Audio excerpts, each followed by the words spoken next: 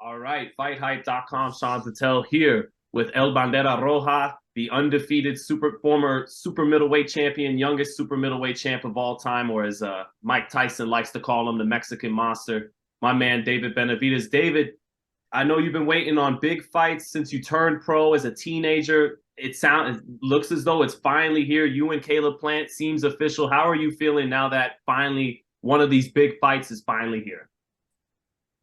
I feel very happy, man. I feel very blessed too. I feel like all the work I've done throughout the years, is finally paying off. And now, we got a huge fight, my first pay-per-view fight, and it's gonna be, a really good fight for boxing fans. This is a fight that we've been wanting for a long time, and fans have been wanting for a long time. So I'm happy it's finally happening. How long have you dreamed about being in fights like this? Like you said, headlining in the pay-per-view fight. Yeah, I've dreamt of stuff like this since I was a little kid. So me finally getting the opportunity that I've always wanted to be in, and just lets me know that I've been doing everything right. So, right now that we finally got to this moment, we're gonna keep working hard and we're gonna have a great training camp. And this is probably gonna be one of the best fights of my career so far. There's a lot of bad blood in this fight. How do you make those emotions, help you in this fight and not let them hurt you?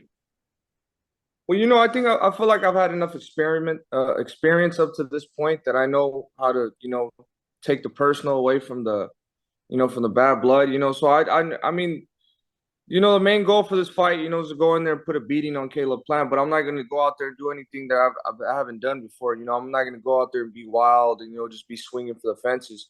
We're going to be aggressive, but they're definitely going to be calculated, and everything I do is going to be calculated too. And we're just going to use that bad blood, for more motivation to go out there and get the job done. I mean, I know it's not going to be an easy fight. Caleb is a good fighter. He's a good defensive fighter. But I feel like overall I'm stronger, faster. I think better, and I have more punching power. So I feel like everything I do, it's gonna work in this fight. Body shots, speed, punches and bunches, combinations and jabs. I feel like it's all gonna work, and it's all gonna break Caleb Plant down. And I feel like eventually we're gonna get a stoppage in this fight. Mm, Covered a lot of bases there. I think people will definitely agree with you that you're the bigger puncher, you're the bigger guy. But when you said you think better than Caleb Plant, talk about that because Caleb, correct me if I'm wrong, is a very smart fighter and now has a really smart coach in Breadman Edwards too. Yeah, but I already knocked his new coach's fighter out before. So I mean, I kind of have I kind of have their blueprint already. But I mean, just for me being the person I am, I land at, you know, close to 45 to 50% each fight. Um, and I'm an aggressive fighter. So once you get a fighter like that, that throws close to 100 punches around and lands close to 50% of them every round, is just very dangerous. I feel like um I just gotta keep doing what I'm doing, be and just throw combinations, punches and bunches, and then just be myself. It's not like I have to do anything different. I'm probably gonna have to chase Caleb a little bit more, cut the ring down a little bit more, but I got more than enough time right now. I've been watching Caleb Plant, for a while, these past couple weeks, and I'm just gonna keep watching him until I put a game plan in place, and the plan is just gonna be to follow that game plan. David, you talked about how you get off to sometimes 100 punches around, stuff like that. But in the Durrell fight, when you fought Anthony Durrell, and that was a couple years ago when he was still champion, and you were younger and you're more seasoned now. But in that fight, he was able, with his speed and his experience, to slow you down a little bit in the punch output. And it looked like in that fight, you weren't really able to get off like you normally do until you got him to the ropes. In the center of the ring, the punch output was a little down from what we're used to seeing. Why won't that be the case with Caleb in the center of the ring? I think it won't be that case because I have way more experience now. At the time, I was 23 years old, 22. and yeah, 22, and after that fight was after a year suspension, and the only fight I had before that was Jalen Love. It only went 2 rounds, and it was a completely different fight. But now, now that I've been training way more, and I have a lot more fights, and I have a lot of more experience. So I kind of know what to do now. I feel like I'm in my groove right now. I have a lot of what is it called? I have a lot of fuck, I forgot the word. But right now I feel like I'm in my zone right now. I have a lot of momentum. That's what it is. I have a lot of momentum. You have 5 straight stoppages. Everything's been going good. I feel like, my man strength is finally coming into place. And, I feel like really motivated and really confident in myself and anything I do. And like I said, I've been training for almost 3 months and I still have 4 months to train. So, this is definitely going to be the performance of my life. It's going to be the training camp of my life. And, I've never been excited to start a training camp like this. I'm putting everything into play. I'm getting the strength and conditioning guys ready and getting the sparring partners ready. So it's going to be a fun time, man. And I'm very excited. Yeah, you told me even before the interview started when we recorded that this is going to be the best camp of your life. And it seems like that's what the big fights bring out of top fighters. They go from the 6-pack to the 8-pack. They get that extra cut, Yeah. that extra bit of sharpness for the big ones, right? Yeah, definitely. And there's a lot of motivation going behind this fight. I definitely want to make a statement. I'm not Caleb Plant's friend, and I don't want to be his friend even after the fight. So I'm really looking to beat the shit out of him. That's the only thing I want. I don't care about anything else. I don't care about fighting Canelo after. I don't care about the belts. My main objective is going in there and beating the shit out of Caleb Plant. And it could be done because Canelo already did it. You know what I mean? So it's not like it's gonna be super hard to do. Canelo already gave the blueprint, but I'm just excited, man. Like I said, this is gonna be a really big fight for me and for my fans and everybody who's followed me and everybody who supported me, and I just want to prove them right. So I mean, I'm definitely gonna go. I'm gonna put 100% into this fight, into this training camp, and it's definitely gonna be a great show to watch. You said even after the fight, you don't care if you guys are cool, but would you go as far as to do the burying thing like he did to Darrell? And did you think that was too far, or it is what it is? Once it's bad blood, it's on like that, and we could see Yeah, you. I feel like I mean it. I mean it didn't really. I really didn't. A lot of people they said that they took it as offense, and I mean, but it is what it is. But I mean, I feel like he was just showing the true nature of a boxer.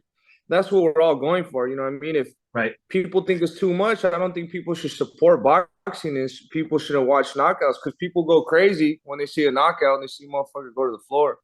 But once they see somebody doing some stuff like that, oh, it's too much. You can't be doing that. That's not how it is, bro. Like that's just the savage nature of a boxer. He's gonna try and knock somebody out when he does. And sometimes when there's a lot of heat on the fight like that, sometimes shit like that just happens. I mean, I don't think you should judge a person off of that. Right. And that's just it is what it is, And I'm definitely gonna be trying to do that to Caleb Plant. He's definitely gonna be trying to do that to me. So we could just call it how it is. It is what it is. Any chance it gets ugly before the fight, like it did between him and Canelo? I mean, we've already seen you guys maybe close to fighting in the gym. Yeah, maybe, and especially because it's gonna be pay-per-view. I think we're gonna try to sell this fight a little bit more. It's not even selling it. We just don't like each other. You know what I mean? Especially having him in front of me. So it's high stakes for this fight. You know what I mean? So it might get ugly. I'm not gonna lie to you. It might get ugly. So I don't know. We'll see what happens. I know you mentioned earlier in the interview about I've already taken out one of Breadman's guys, Kyron Davis. But this guy is a 68. I think Kyron was a natural 6. He fought with that high guard. Caleb's athletic and, shoots from the up jab and all that. But why ultimately do you feel like you still got a blueprint on Breadman and what he brings to the table with Caleb? Because if you really look at it, if you look at Caleb Plant's last fight with Anthony Durrell, it's the same shit. They're not really they're really just trying to box. They're trying to use the ring. I think what Anthony Durrell messed up a lot is giving Caleb too much time to think. Because when you pressure Caleb a lot and you give him a little bit of time to think, he doesn't really do too good, as you can see with Canelo and Caleb Plant. But Anthony Durrell, he was just giving him way too much time to think, letting him do whatever. He was just trying to counter him every time Caleb would throw something. So I feel like that was the wrong game plan. He had some success in the beginning rounds, Anthony Durrell, but he was just giving him too much time to think. And like with me, I'm just completely different. I could box from the outside, but I want to go in there and break the fighter down. So I feel like that's going to be the main difference. I don't know.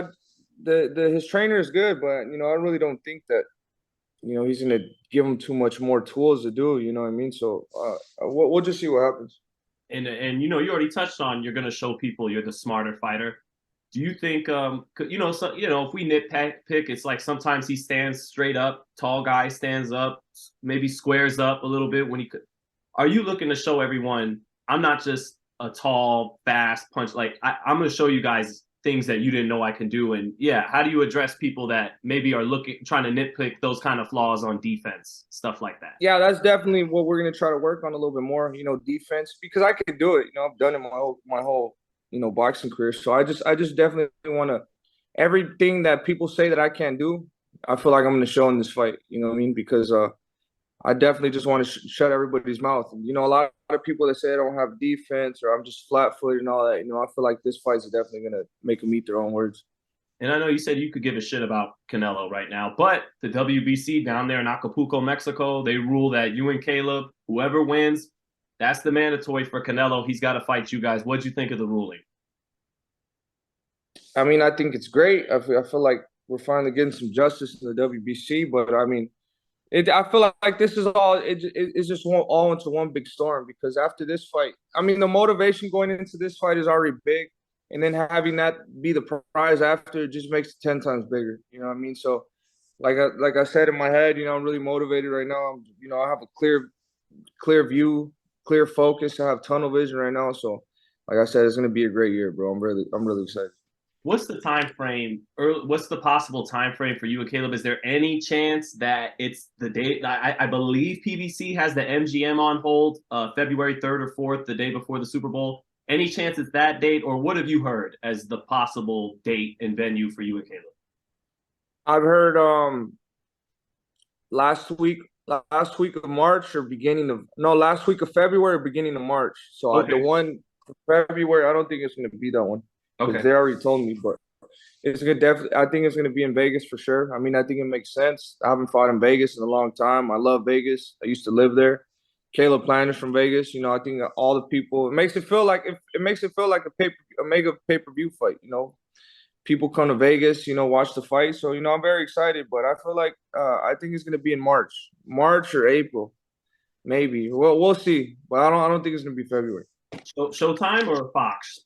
That feels like Showtime. I saw Espinoza tweeted. I think Showtime. I think Showtime, but I don't really want to say too much because I'm Yeah, not yeah, yeah. 100% sure. Yeah, don't mind me. I'm just digging. Yeah. Trying to get the particular. But it sounds like you're thinking it's star making performance time. Yeah, man. I feel like this is definitely. I'm very excited because when I think of myself when I was little, this is everything I wanted since I was a little kid. And now that I'm here, I gotta, put the work in. I mean, I already put the work in, but now I need to work even harder. I mean, I feel like this is everything I've dreamt about, and this is what dreams are made of. So I'm just excited, man. It's definitely gonna be it's gonna be a wild ride.